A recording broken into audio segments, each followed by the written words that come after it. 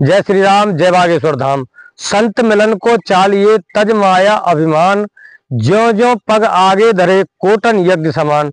जय श्री राम दोस्तों, यह दास सुरेंद्र सिंह फौजी साधक बागेश्वर बालाजी आज आपको फिर से एक ऐसे संत से मिलवाएगा जो दूर दराज इन घने जंगलों में और पहाड़ों के बीच में रहते हैं और उनका एकमात्र लक्ष्य होता है ईश्वर प्राप्ति।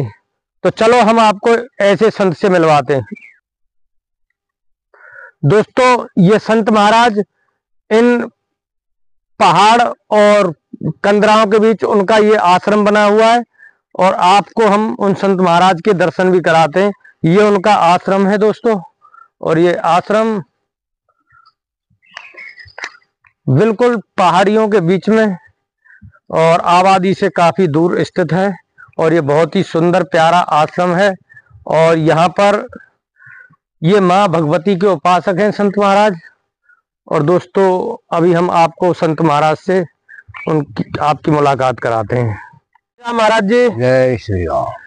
महाराज जी, हम आपसे अनुरोध करते हैं कि आपको इस भक्ति मार्ग में अभी आपने जो आपका सन्यास जीवन शुरू किया था वो लगभग कितने वर्ष बीत चुके उसमें? सन्यास को हमको 65 साल। 65 वर्ष आप भक्ति मार्ग में हो और आपकी आयु महाराज जी 84 है।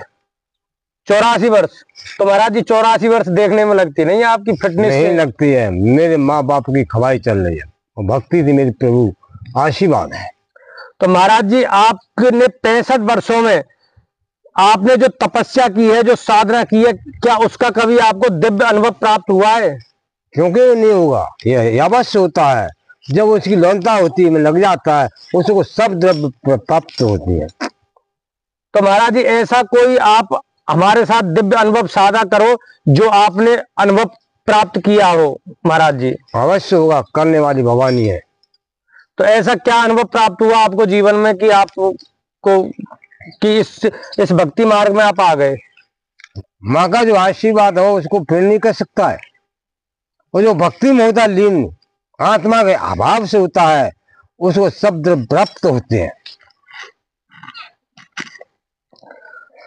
तो महाराज जी, कोई अनुभव साझा कीजिए आप हमारे साथ। मेरे सामने जो आया था वो चरित्र सुना रहा हूँ। सुना महाराज जी। जब माँ ने मुझको उठाया, ले गई थी, तब मुझको कौन खींच के बैठा गई थी, 21 दिन का वादा करके गई थी। जब मेरा दोस्त आया था बहुत बढ़िया, उन्होंने कहा था भाई चल, मैं नहीं जा सकता, मैं यहाँ से चिख सकता नहीं, मेरा वादा है मेरी माँ का। तो उसने कहा था तू भी नहीं जाएगा तो मैं भी यहीं रहूंगा तेरे पास। मेरे भूटा प्यासा, घबरा मत। पब्लिक आती थी तो कुछ लेके आती, उसके हाथ में कौन में धत्ता था। जब मेरा 21 दिन का पूरा वादा आया था, रात के 12 बजे, तो इससे पहले मेरे कीर्तन का भजन मेरे पास करने में मना किया था कि मैं अपनी भक्ति में नहीं होऊंगा, करना है वही करो जा करके। मेरे दोस्त ने बहुत भजन गिन किए, मैं आके प्रभु के राम के बेरवली कथन की थी। और मेरा माँ का आसन बहुत बढ़िया लगा, सजा हुआ था। तो रात के 12 बजे में खड़ा होकर के उसको ले गए। 21 दिन हो गए। रात के 12 बजे मैंने चल भाई दोस्त, आगे वो पीछे पीछे में। जब पास पहुंच गया मैं, अब तो पीछे में आ गया था, सिंहासन के पास खड़ा हो गया था। बहुत सजा हुआ फूलों से दिन से आसन लगा था। ये कहाँ की बात है महाराज जी? ये गांव मेरी बिलावली। अच्छा अच्छा। ये मेरे घर पे हुआ था। अच्छा। खाने पीने का बहुत इंतजाम किया था। अच्छा। मैं खुद है कोई हल्के पतले घर का नहीं हूँ, बहुत ऊंचे राजा शाही का। आप जब सन्यास जीवन में आए थे तो कितने भाई बहन थे आप? हम 4 भाई 1 बहन थी। 2 मुझे बड़े, तीसरे नंबर में चौथा मेरा छोटा है, उससे अच्छा। मेरी बहन छोटी थी। अभी जैसे आप यहाँ तपस्या करते हो तो यहाँ कभी आपको ऐसे अनुभव होते हैं माता के? बिल्कुल होते हैं। जो उसी भक्ति में रहता है तो अवश्य दर्शन होते हैं, और जो कपट करता है उनको क्यों होगा। महाराज जी आपको दर्शन, आप ध्यान वगैरह लगाते हो, ध्यान आसन कुछ लगाते हो? मेरा माँ का आशीर्वाद है, मुझे कोई जरूरत नहीं पड़ता आसन का। अच्छा। जब भजन करता हूँ तो माँ पे कह देता मेरे लिए आया, कहता हूँ यहाँ नहीं। पहली बात तो पीछे जाएगी, बस बीच में आप पूछना चाहते हो उसका लहर अवश्य बताऊंगा।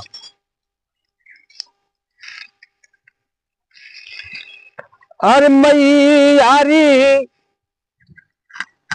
याद शक्ति भवानी तेरे रूप एक है, नाम अनेक धरे माजा काम पड़े, माजा काम पड़े जैसा रूप धर के आना, मेरी लाज सदा सभा में भी रखना।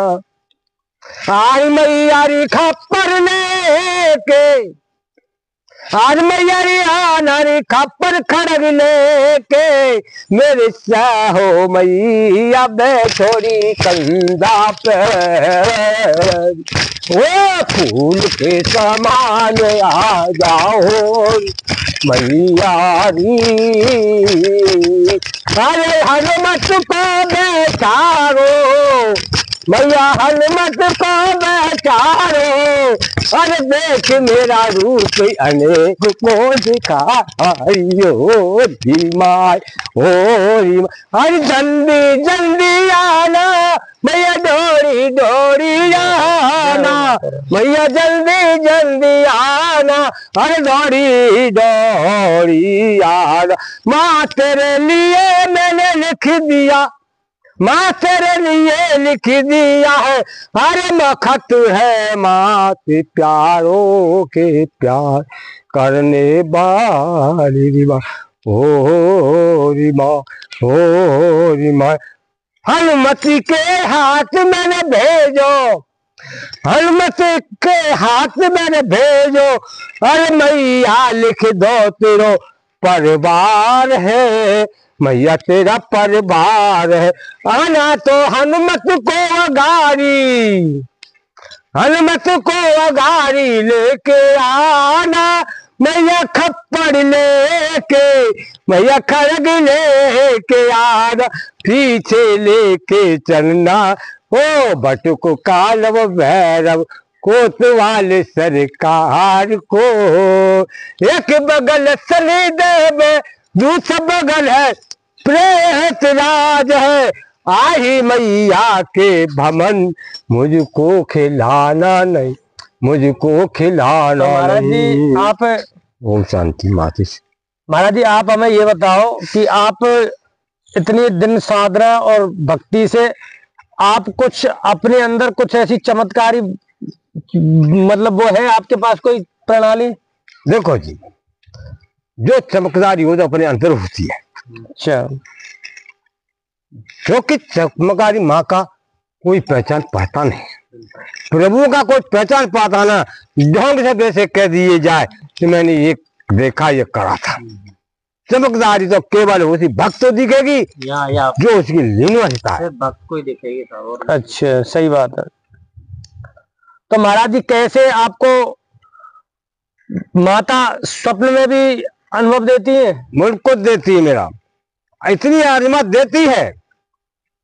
जंगल में रहता हूँ, डर किसी का नहीं, माँ का आशीर्वाद है। कोई कहीं से चलता है तो पहले आदेश दे देती है कि बेटा तैयार हो जा। आज हम आ रहे थे तो हमारे बारे में कुछ पता हमको लगा? चलता अवश्य दिखे थे दो व्यक्ति, चरित्र अवश्य दिखाती है कि बेटे ये दो व्यक्ति आ रहे हैं, या तीन आ रहे हैं, या चार आ रहे हैं। ऐसी बात नहीं है, वो अपने यहाँ से आ गए हैं, इसलिए मैंने माँ का आदेश ले थोड़ा सा कथन किया है, वरन मैं बकता नहीं हूँ। हमने सुना है कि आप बड़े शांत स्वभाव के हो और आप बस राम नाम ही जपते हो। महाराज जी इस राम नाम में अपार शक्ति है, और ये तो आप तो इसको बहुत ज्यादा ही जानते होंगे हमसे। हम तो अभी बच्चे ही हैं, हमने तो अभी भक्ति मार्ग में कदम रखा है। तो महाराज जी इस साधना में आपने ब्रह्मचर्य का तो पालन किया होगा? बिल्कुल ब्रह्मचर्य पालन है मेरा। अच्छा, आपने शादी नहीं की? ग्रस्त नहीं हो आप? नहीं। अच्छा, फिर भी मेरे यहाँ तो नंगी डोले मुझे कोई परवाह नहीं रहती है।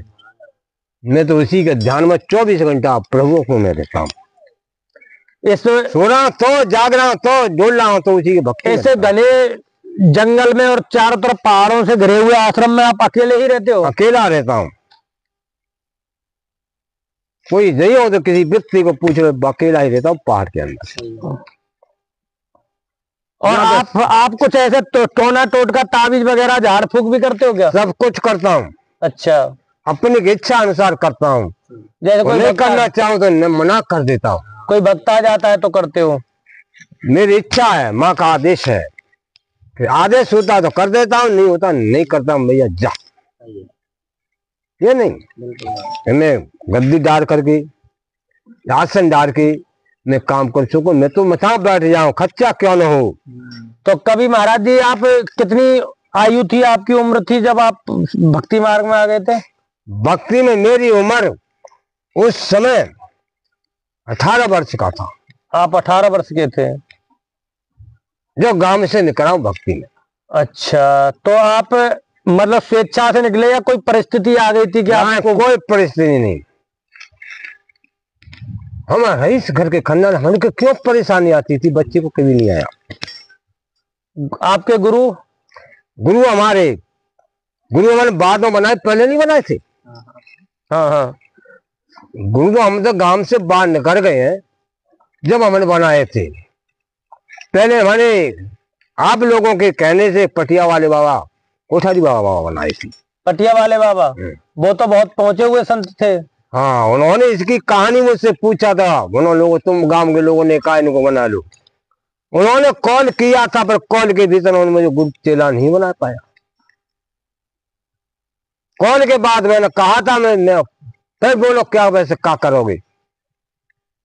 2 साल 3 साल की मैं चौथे साल जाकर उन्हें गुरु बनाया था। और कब बनाया गुरु को? जब बनाया जब गुरु पूर्ण आती है। तो महाराज जी आपके शरीर से कभी माँ की शक्तियां स्पर्श करती हैं तो कैसा अनुभव होता है आपको? देखो, ये तो भक्ति के ऊपर होता है।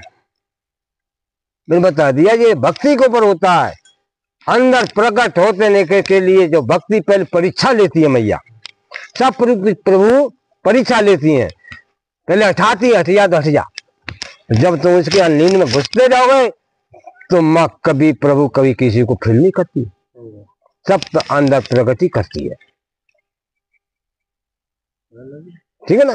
तो महाराज जी आप यहाँ पर इस स्थान पर रहते हो, इस स्थान पर आपको कितने वर्ष हो गए? यहाँ तो मैं अभी 5 वर्ष हुई है भैया, जो नहीं बोलूंगा। यहाँ 5 वर्ष हुए। उससे पहले आप 10-12 साल वहां रहा था। तो मतलब आप क्या है कि रमते हुए रहते हो, लेकिन रहते हो आबादी से दूर, जंगलों में ही दूर। महाराज जी आपका जो तपस्या का जीवन है, इसमें कभी ऐसा हुआ कि आप विचलित होने की कगार पे आए हो कभी? नहीं, हमारे लिए कोई भी नहीं। अच्छा, तकलीफ आया तो किसी को मनसा भी ज्यादा आता नहीं है। अच्छा, क्या 2-4 दिन परेशान आती है मैया अपने आप कंटी काटी। अच्छा, किसी को नहीं मनसे हम कि हम बुखार आ गया, तापार आ गया, जुकाम हो गया, दुनिया पूछे कि कुछ नहीं, हमसे ठीक है और ठीक नहीं। महाराज जी अभी तो आप बुजुर्ग हो, जब आप जवान होंगे, आप बता रहे हो कि मैं 18 साल की आयु में संत हो गया था, तो आप 30 से और 40 साल की जो अवस्था होती है वो यौवन की अवस्था होती है। कभी आप में उस समय काम वासनाएं तो जागृत हुई होंगी, तो कभी आपका मन विचलित हुआ कि यार संन्यास? माँ के प्रभु के वचन में ध्यान में रहता हमारा कोई ही नहीं हुआ है। अच्छा, मतलब शादी का मन नहीं किया सकता है कि इस बाबा ने गलत काम किया है। अच्छा, क्या होगा? वह मेरा नाम ही होगा। आपका शुभ नाम महाराज जी? मेरा पहले वही मेरा नाम है, वही मेरा संत का नाम है। पहले मेरा नाम है बद्री सिंह, अब मेरा बद्री दास महाराज चौकम। ठीक है ना? महाराज जी आपने हमारे लिए इतना समय निकाला, इसके लिए धन्यवाद। और कुछ आप हमारे युवाओं को संदेश देना चाहोगे? बोलो। किसकी? ब्रह्मचर्य के बारे में बताओगे? ब्रह्मचर्य से क्या शक्तियां प्राप्त होती हैं? ब्रह्मचर्य से जो होता है केवल भजन, और भजन में जिसकी लीनता लोगे, भजन में के हर की होता है, एक बिंद चलता यहाँ से, एक बिंद चलता यहाँ से, एक चलता यहाँ से, एक आता है, एक यहाँ तब मोड़ के फिर आता है यहाँ। वो बिंद होता है ब्रह्मचार्य का ही होता है। उसमें ब्रह्मचार्य का पालन कर लेगा, उसको 12-12 बांक कभी कोई नहीं बिगा सकता। ये सोच लो कि तीनों लोग का भ्रमण कर लिया, उसको कोई नहीं बिगाड़ सकता है। तो उसका मन जो है चले वहां ठोस हो जाए तो किसी की भी बुरी नजर नहीं पड़ेगी। ब्रह्म जैसा आचार्य। महाराज जी, आपने हमें समय निकाला, इसके लिए आपका आभार, बहुत बहुत धन्यवाद। जय श्री राम। जय श्री राम। तो दोस्तों, आपने देखा महाराज जी से, हमने जो महाराज जी से आपका वार्तालाप आपने सुना, वो महाराज जी इन पहाड़ों के बीच में इस घने जंगल में रहते हैं और यही उनका आश्रम है। देख रहे हो, इसमें काफी गुलाब के पुष्प खिले हुए हैं, बहुत ही रमणीय पहाड़ियों के बीच बहुत ही सुंदर आश्रम है ये दोस्तों। और ये बहुत ही सुंदर आश्रम है। महाराज जी, यहाँ कोई शिष्य वगैरह नहीं रहता आपके साथ? नहीं साहब, मैं तो अकेला ही रहता हूँ। तुम लोग भक्त आते हैं चले जाओ दर्शन करके।